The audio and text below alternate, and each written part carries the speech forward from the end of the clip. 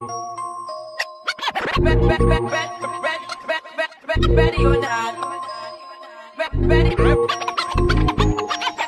or not. Here I come. Can't hide.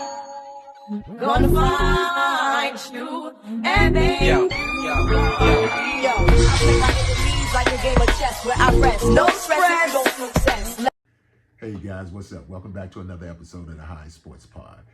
It's me, your host 21, and today, guys, we're going to be diving into Josh Giddey and the Chicago Bulls and the qualifying offer that they made to him. And also, guys, we're going to be diving into Dalen Terry and what's expected of him in year 4. We're looking at Dalen, and he has a lot of expectations on him now. And also, more importantly, are the Bulls just planning to be mid? So let's dive into it, guys. The Chicago Bulls have made Josh Giddey an offer of $88 million over 4 years.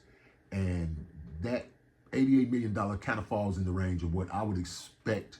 I'm thinking more along the lines of $100 million would be probably the sweet spot that both of them would come, that the other side will say, okay, we can give it that, which I think is maybe the counter offer. Let's get to that 25, which I think was always going to be the area in which they would settle. But we're talking about a guy who's 6'8", who's a 6'8" playmaker. He can run the offense, set guys up. He brings stability, but he's the Josh Giddey to me is the guy who, if you roll the dice on him, I think you'll come up sevens, man. You'll if your first roll, because this the first one, you're giving out that money to him. If you roll the dice with Josh Giddey, I think you'll be rewarded in the long run. I mean, he's the kind of guy again that if you building for a long-term look that the Bulls can offer in a winning and stable environment, because the Bulls, when it comes down to stability, they haven't really, to me, etched it. They've been more comfortable than stable. And I think, again, that falls into what we're going to be talking about later about, being a mid-level team. Or Josh Giddey could really just take this qualifying offer, guys, and just bet on himself, which I mean, personally, guys, if I was myself being me, and I'm saying I'm always bet on me, I can make it happen. Trust me, that dough is going to be peanuts compared to what I'm going to put on in performance, man. So I think Josh Giddey is really, to me, he's sitting in the catbird seat. And I think that he really is offering up what he should. He has the upper hand to say, no, I'll take the qualifying offer and I'll play with that. And I think that out of all the guys that's really up for getting, Kobe is somebody I expect the Bulls not to play around with, and they shouldn't. Kobe deserves everything he's worked to get, because he's worked hard to build himself into this kind of play. He's always had that skill. I liked him when he was at North Carolina. So Kobe has always had the skill set.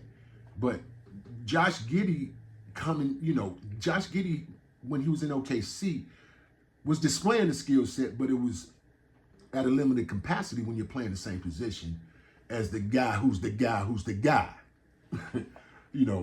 So I mean, you have to really now see that Chicago really has to now, to me, start making strides towards bettering not only the franchise for a long term, but bettering the camaraderie amongst guys who are putting in the work to say, they see that I deserve to be, rewarded. Now, I ain't saying give up 30, because I don't, after those, how you gonna, Kobe trying to get to that, how you gonna leapfrog him? So I think everybody in this situation, it's not a bad situation when we look at it as a whole. It's really not a bad situation. It's more or less a situation where the guys are really put in a area in which both sides can actually win. This is a win-win for both sides for me. Moving on, guys, we're going to talk about Dalen Terry and the expectations that we have on him. Dalen Terry was drafted back in 2022, and he's now entering his 4th NBA season. We've seen like flashes of Dalen out there doing his thing. We've seen that dog in him being, the energetic spark off the bench that you need when you got a guy with that type of skill set, because most of those things that I just mentioned you can't teach. They just come naturally.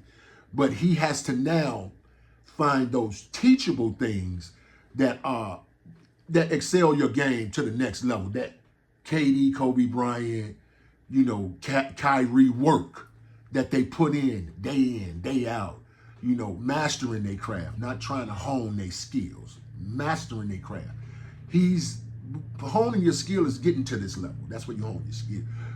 Maintaining those skills is what keeps you grounded in the NBA.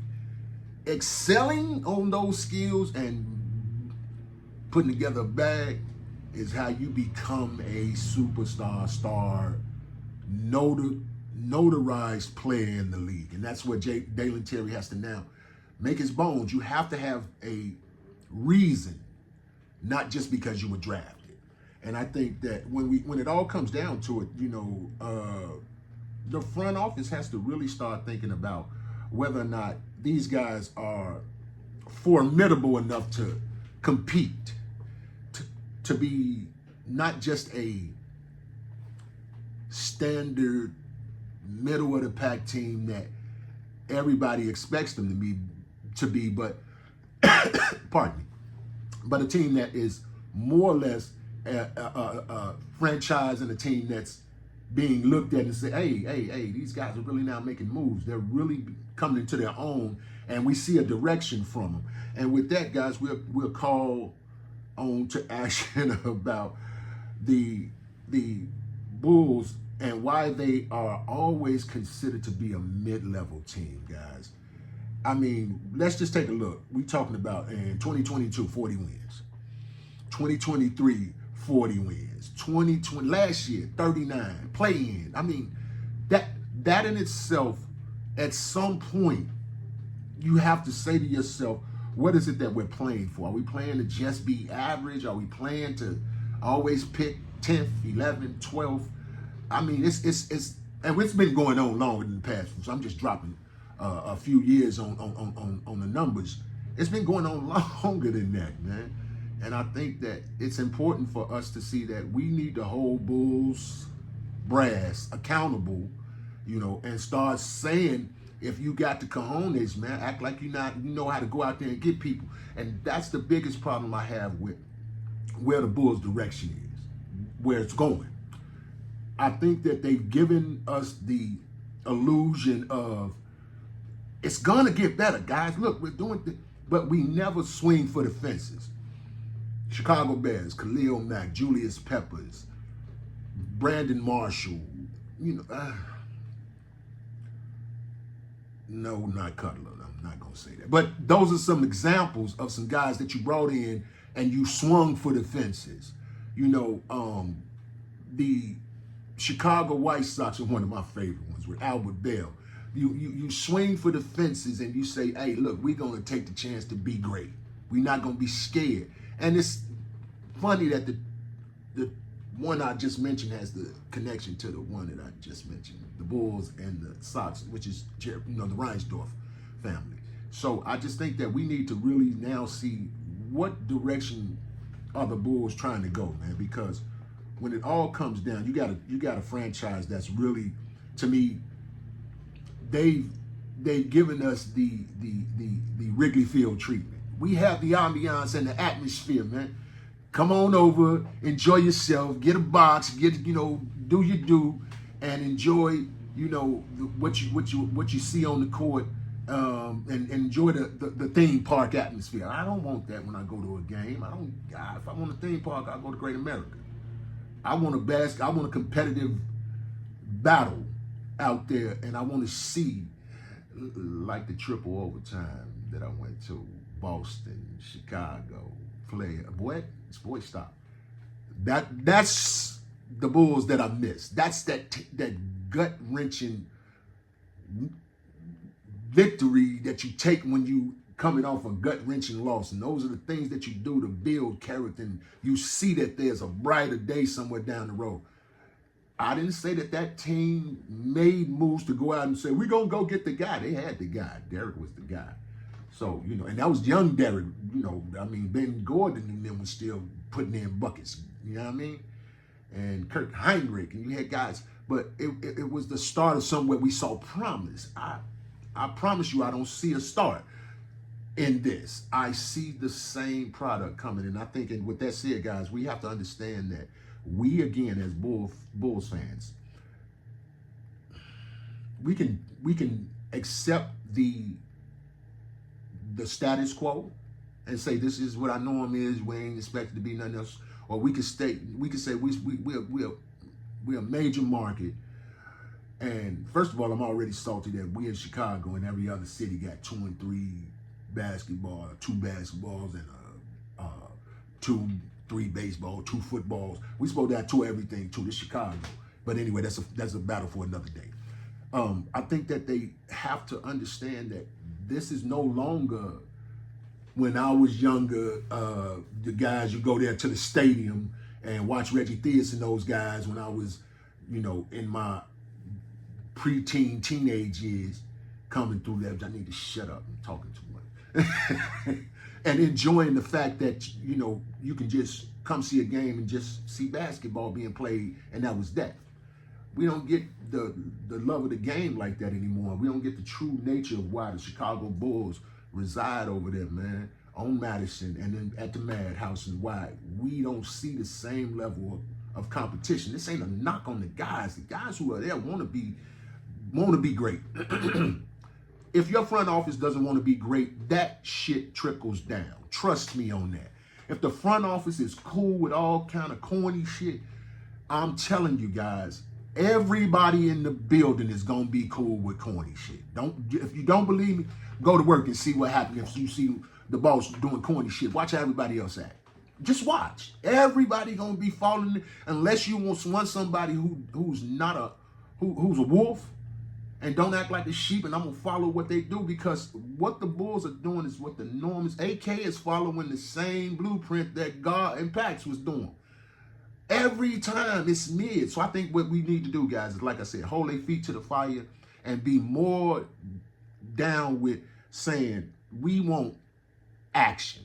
And with that, guys, I think that Bulls Nation, we really are passionate about what we think about the Chicago Bulls. And for me, it goes all the way back to Michael Jordan. When I mentioned Reggie Theus and all those guys, it was because you could just walk in the stadium and the guys who were guarding the door didn't care. Andy Frame didn't care at that time. But I mean, it was a time, like going to Soldier Field or Eric Crown. You could just have fun going to these events and being able to just slide through and get in and see these events. Now you paying a pretty penny to go to these events. And this is no longer about me saying I'm cool with you putting whatever out there. I'm just here to watch. I'm paying my money, man. Somebody getting some salary money out of this. Somebody getting something out of it. Y'all winning if I'm coming there. Don't make me watch losing. So, guys, I think that the Chicago Bulls have a lot more questions than answers. And right now, I think that the only somebody outside of what we just talked about should be focused on get Kobe White sold up, man. Stop playing with him. Don't make this a long, drawn out issue, man, because he's one of those guys. You should be honored to have a Kobe White on your team, a guy of that type of character and that type of nature. And I'm not talking him anywhere personally because I don't know him like that. But you should be honored to have a noble kid on your team, your young man on your squad like that, because he's given everything you've asked of him and more. He's gotten better each and every year.